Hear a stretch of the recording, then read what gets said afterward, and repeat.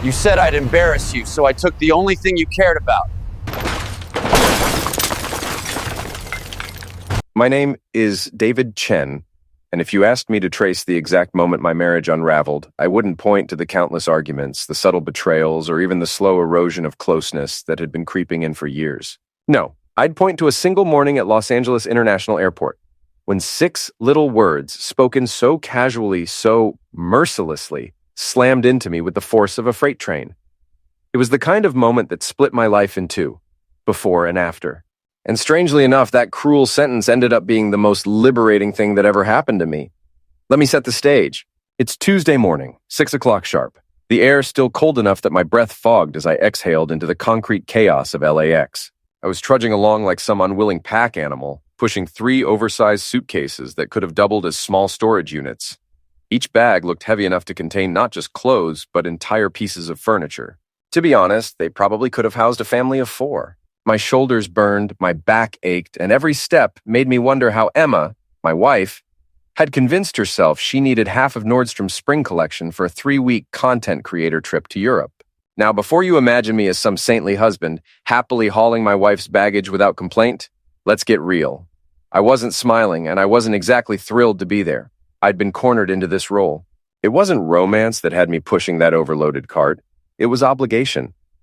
I wanted to keep the peace, and I wanted to believe I was supporting Emma's so-called career. Emma had been orchestrating this trip for months, and when I say orchestrating, I mean scheming like a Broadway director mounting a massive production. There were endless discussions about wardrobe changes, aesthetic vibes, camera equipment upgrades, and, of course, what she coyly referred to as inspiration funds. Those funds, by the way, translated directly into me funneling thousands of dollars from our joint account into what was basically an extravagant European vacation disguised as professional growth. The final tally? Roughly 15 grand. I know the exact figure because I was the unlucky accountant paying off the credit card bills she treated like monopoly money. That morning, I looked the way every normal person looks at the crack of dawn in an airport. Dark jeans, sneakers molded perfectly to my feet, and an old hoodie soft enough to feel like armor against the chill. I wasn't aiming to impress anyone. Who was there to impress? TSA agents who looked like they hadn't slept in days? Bleary-eyed travelers in sweatpants clutching Starbucks like IV drips? My plan was simple: drop Emma off, maybe grab a large coffee on the way out, hit the gym, and move on with my day. Clean, straightforward, uneventful. But that plan dissolved the moment her friends arrived, Rachel and Victoria. If you've never had the pleasure of meeting women like Rachel and Victoria, let me paint the picture. They didn't just show up to the curbside drop-off at LAX. They made an entrance. It was less traveling with friends, and more starring in their own reality show. Rachel glided in wearing what I'm fairly certain was a designer outfit that cost more than my mortgage. She had sunglasses so oversized and theatrical, they practically deserved their own security detail, and she carried a handbag that screamed exclusivity, an accessory worth enough to feed a struggling family for a year. Victoria wasn't far behind, clicking her way across the pavement in stilettos that looked like they could double as medieval weaponry. She was dragging a sleek suitcase that practically glowed luxury brand, and every inch of her shimmered with expensive jewelry that caught the terminal lights. They radiated the kind of presence that didn't just fill the space. They colonized it. I'd seen them before, of course. They were frequent attendees at Emma's curated networking gatherings, the kind of events that weren't really about connecting, but about being seen, photographed, and meticulously hashtagged. And Rachel and Victoria had this uncanny ability to make you feel like you'd been measured, weighed, and found wanting without uttering a word. They were masters of the silent insult. Smiling faces paired with eyes that ran invisible calculations of your income, your wardrobe, your status. I used to joke to myself that talking to them was like standing before IRS auditors, only they weren't interested in your tax returns. They wanted your soul. So, when their eyes landed on me that morning, I didn't need a transcript to know exactly what they were thinking. There I was, Emma's husband, dressed like a guy who'd just rolled out of bed to load a moving truck pushing luggage I didn't even pack. I could feel their unspoken verdict. Beneath them, irrelevant. An accessory Emma should have left at home. The looks they shared were subtle, but sharp enough to cut through steel. And here's where everything shifted. The real betrayal wasn't their judgment. It was Emma's reaction to it. I watched her face change in real time. At first, she was glowing, excited, ready to show off her European adventure.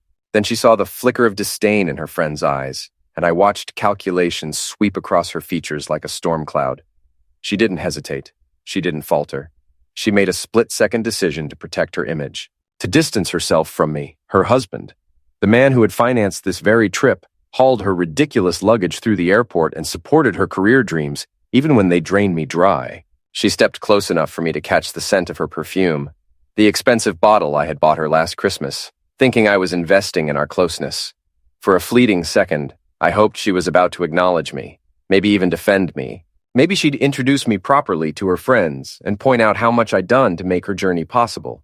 Instead, she leaned in, her voice low, her tone sharp as glass, and whispered 6 words that seared into my memory forever. "Don't walk with me. You'll embarrass me." There it was, the line that detonated everything. No thank you, no goodbye kiss. Not even a polite, "see you soon." Just a cold dismissal designed to erase me from her curated little scene. She wanted to cut me out like an unwanted detail in one of her Instagram shots. Now, I could have made a spectacle right there in the departure lane. I could have called her out, embarrassed her in front of her polished friends, reminded her that without me she wouldn't even be boarding that plane. I could have aired every sacrifice, every bill I paid, every time I swallowed my pride while she chose appearances over loyalty. But instead, I froze. And then I really looked at her. For the first time in months, maybe years, I saw her without the filters, without the staged smiles. I saw her naked priority system. And it was devastatingly clear. To Emma, appearances came first. Image came first. And everything else, love, loyalty, marriage, wasn't even second. It was nowhere on the list. So I did the only thing that felt right. I let go. Literally.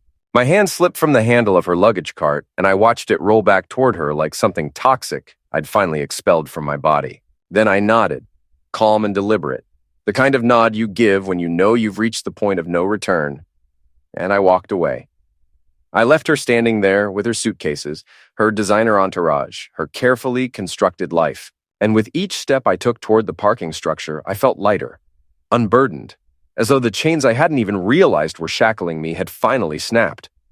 Behind me, I heard her voice calling out, sharp and urgent, tinged with panic. She must have realized too late that she had pushed one insult too far, cut too deeply this time. But there was no going back.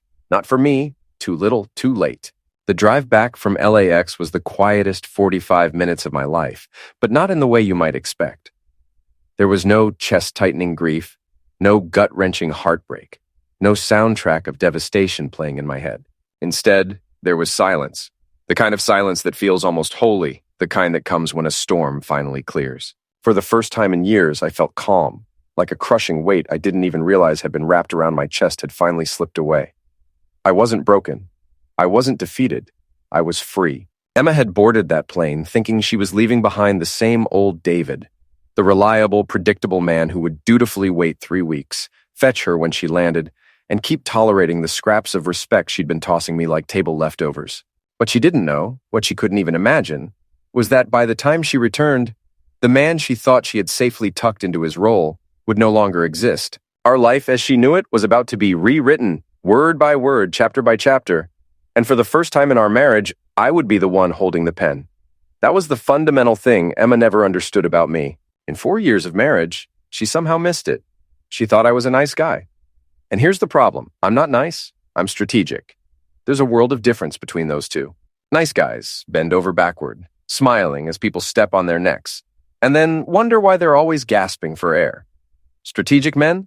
We keep records. We catalog every insult, every dismissal, every moment when someone reveals their true nature. We don't react immediately. We bide our time.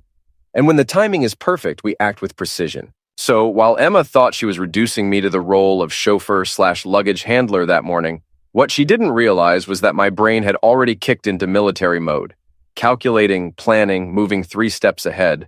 Because here's another thing she never really grasped. Before college, I spent 6 years in the military.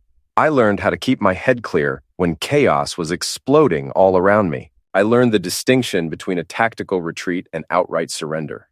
And I wasn't surrendering to Emma. Not that day. Not ever again. Take her beloved SUV, for example. That black Escalade she adored, the gleaming status symbol she drove around Beverly Hills for brunches and photo ops, that car wasn't ours. It was mine. Every signature on that paperwork was mine. The title sat in my name, bought and paid for with my money, my credit, my effort. Emma liked to pretend it was theirs, our marital property, her glamorous accessory, but she never looked closely enough at the details. Assumption had always been her game, and she was about to learn just how dangerous assumptions can be when they collide with reality. The same went for the house. We'd been living there for 2 years, and she paraded it online like it was her personal palace.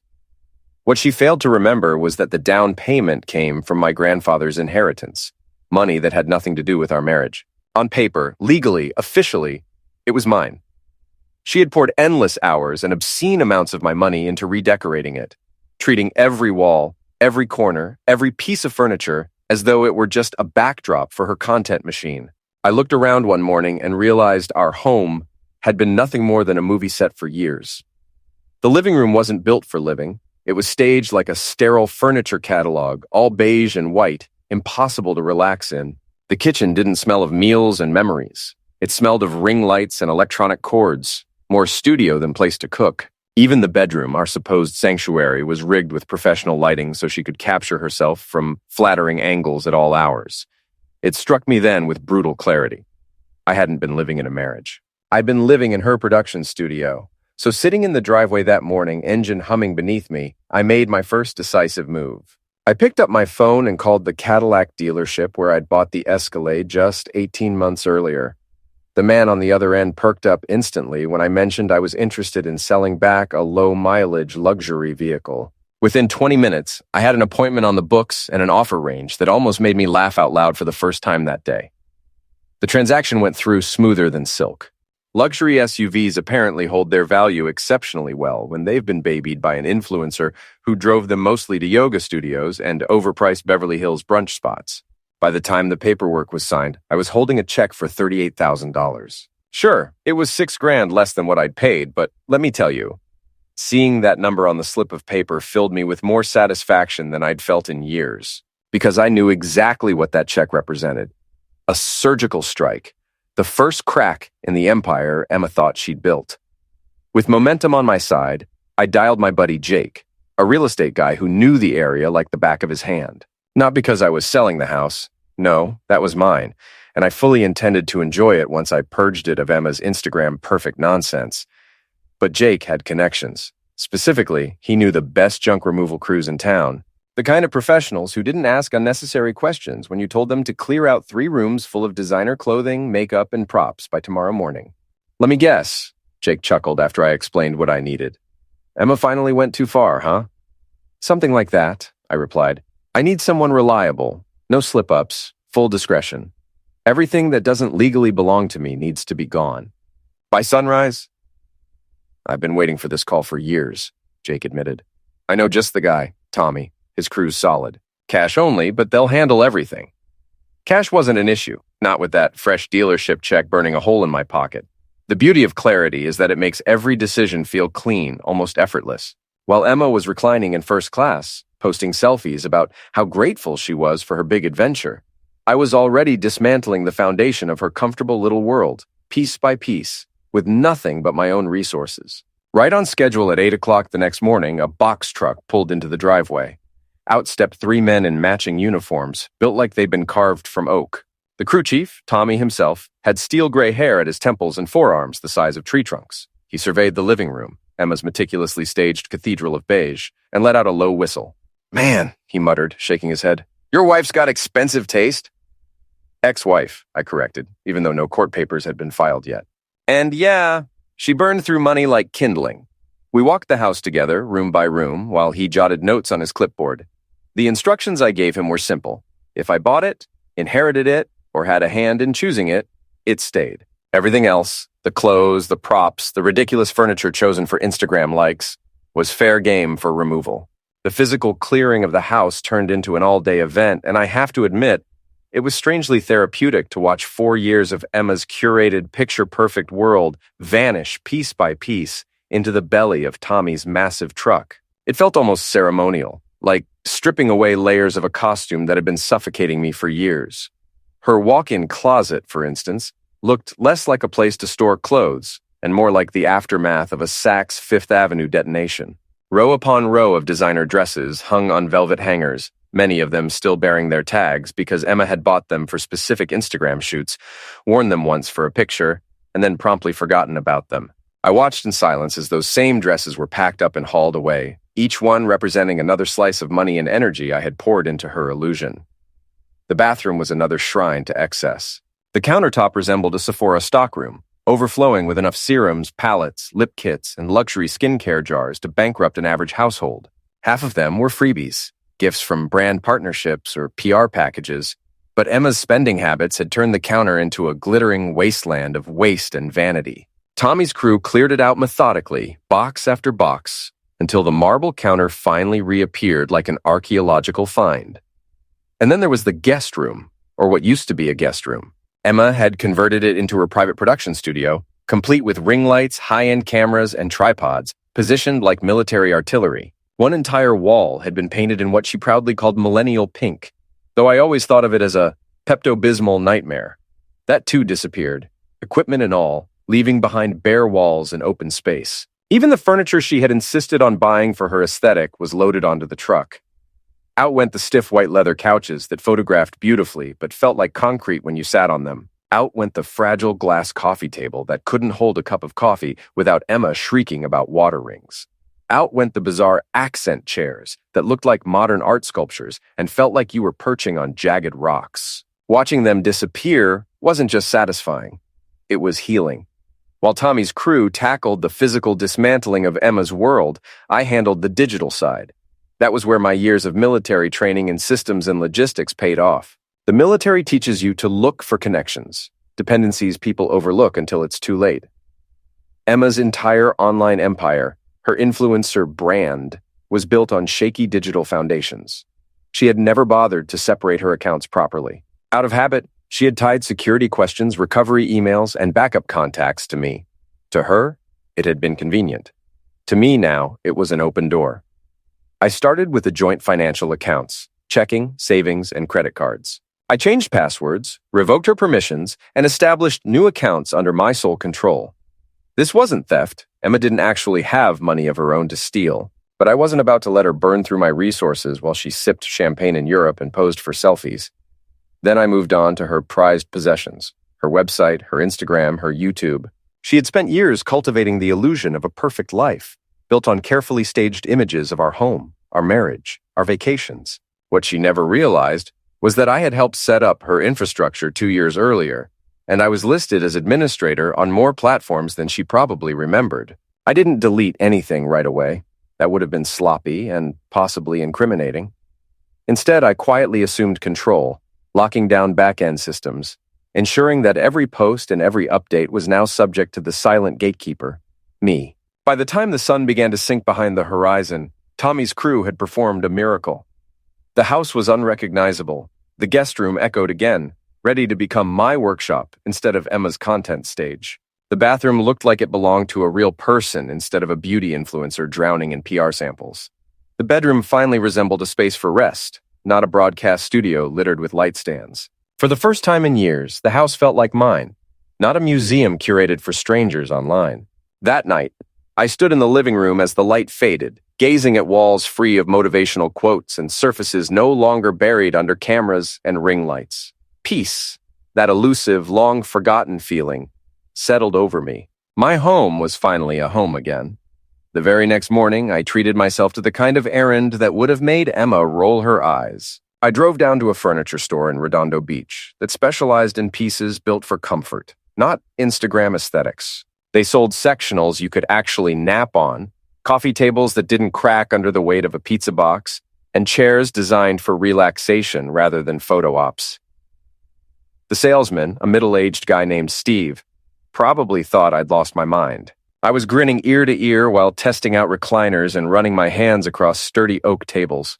After years of living in a sterile photo shoot set, even something as simple as buying a couch felt revolutionary. I walked out of that store with an order slip for a sectional sofa, a solid wooden coffee table, and 2 armchairs built for lounging, not posing.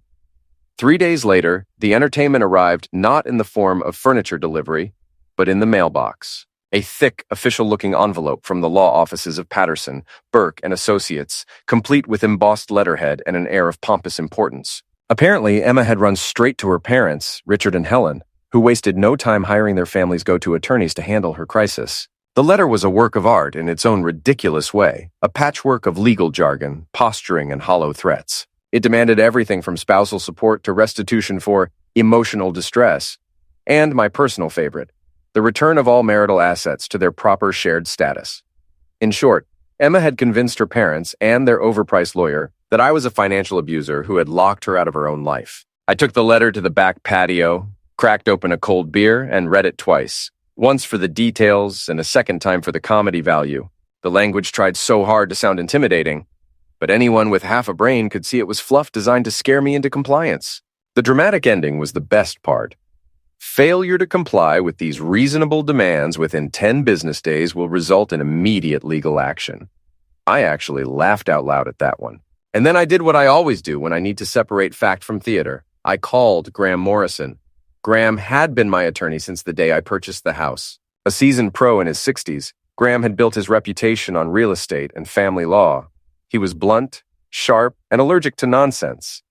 He didn't waste words and had zero patience for intimidation tactics or frivolous threats. When I called Graham that afternoon and read Patterson's letter to him over the phone, I could practically hear his exasperation radiating through the line. He didn't even bother to hide the disdain in his voice. "David," he said dryly, "this is amateur hour. They're bluffing. Every single one of their so-called demands collapses the second you apply actual law. Your wife's name isn't on the deed. The Escalade is titled exclusively in your name. And last time I checked, changing locks on your own property is not a criminal act. They're grasping at straws."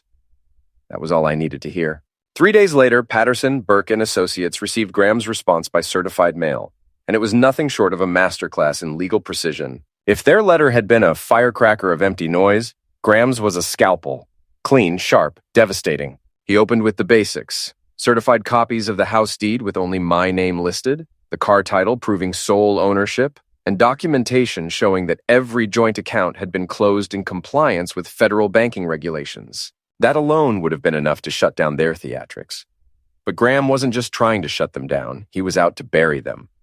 The real brilliance came in the itemization. He presented a meticulous, spreadsheet-style breakdown of every expense I had covered throughout our marriage. Mortgage payments, property taxes, utilities, insurance, car payments, maintenance, repairs. And then came my personal favorite entry, the $18,000 Emma had burned through on her European influencer trip, all paid from my pocket. In neat columns, Graham illustrated exactly how Emma had lived rent-free in my house, funded by my income, while contributing nothing of her own. The grand total came to around $75,000 over 4 years. And then came the eliminate shot, the final paragraph. Mr. Chen welcomes your client's proposed lawsuit and is prepared to file an immediate counterclaim for unjust enrichment, conversion of services, and compensation for 4 years of uncompensated financial support. Estimated damages, $200,000, plus attorney fees and court costs. Reading that paragraph, I nearly stood up and applauded. It was brutal, professional, and airtight. The silence from Patterson, Burke, and Associates after that letter was deafening. No phone calls, no second letter, no settlement conferences, no deposition notices. They folded faster than a bad poker hand, leaving Emma stranded with her tantrums and no legal ammunition. Meanwhile, Emma's carefully curated online life began collapsing in slow motion. Her follower count, which she had nurtured for years until it reached over 50,000, started bleeding numbers by the hundreds every week. The angry rants she initially posted about betrayal and abandonment vanished quickly, replaced with half-hearted inspirational quotes about new beginnings and healing after toxic relationships. The engagement was pathetic. No one cared anymore. Her glamorous European companions, Rachel and Victoria, evaporated from her feed as if they'd never existed. Their own Instagram pages scrubbed her from their lives entirely. Apparently, standing by a crumbling friend wasn't compatible with their personal brand strategies. Loyalty didn't photograph well, so they abandoned her too. Fast forward 4 months, and I was sitting in what used to be Emma's content studio, but was now finally my workshop again. The room had been reborn. Sturdy workbenches lined the walls, proper lighting illuminated the space, and my tools were organized in perfect order. I was putting the finishing touches on a custom dining table I'd been commissioned to build, a solid oak piece destined to outlast its buyers. The irony wasn't lost on me. In just 4 months of focused carpentry, I'd made more money than Emma had ever managed to scrape together from her influencer career. Because here's the thing. People pay good money for quality work built to last, not for a filtered photograph of something fragile and fake. Emma, on the other hand, was back at her parents' house, living off Richard and Helen's charity while posting once a week to the sad remainder of her audience. Her content, stripped of financial backing and technical polish, looked amateur, almost pitiful. The numbers kept dropping. The comments dwindled. The empire had turned into rubble. Last week, I booked myself a 3-week trip to Southeast Asia, Thailand, Cambodia, Vietnam. Places I had always dreamed of visiting, but never could because Emma's content schedule always dictated where, when, and how we traveled. This time, there would be no schedules, no curated outfits, no frantic selfies. Just me, free to explore on my own terms. One evening, I sat on my back patio, a cold beer in hand, watching the Pacific catch the last orange light of sunset. For the first time in years, I wasn't dreading tomorrow. I wasn't bracing myself for criticism, guilt, or another round of Emma's performative crises. I was actually excited about my future. It was mine again, unfiltered, authentic, real. Emma had believed she married a man who would endure anything, who would always stand quietly behind her no matter how badly she treated him. What she never realized was that I had been watching, keeping notes, and waiting. I wasn't the pushover she imagined. I was the strategist she underestimated. She wanted a life that looked flawless in photographs. I wanted a life that felt genuine in reality.